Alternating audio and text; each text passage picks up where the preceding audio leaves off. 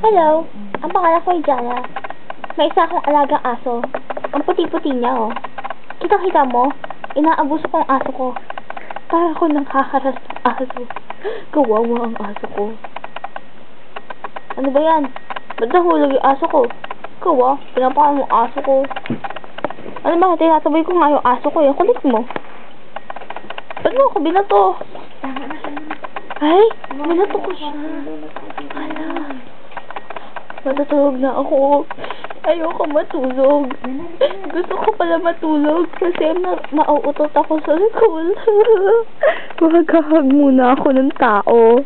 Ihahag ko muna ate ko. Oo nga, ang ganda-ganda ng ate ko kaya ihahag ko eh. Mas maganda siya sa akin. Ay, magta-text muna ako. Ay, mali! Ay, may nag-text! Ang saya! Ano kaya sabi nito? Ay, si Papa Joel! Uy, Papa Joel! Okay na ako! Ano yan? Huh? Aha!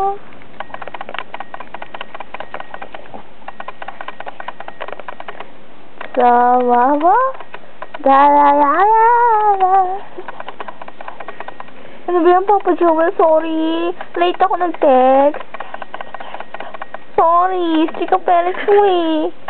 Oo nga eh. Pati ate at kuya ko. Sweet. Kulit na nila eh.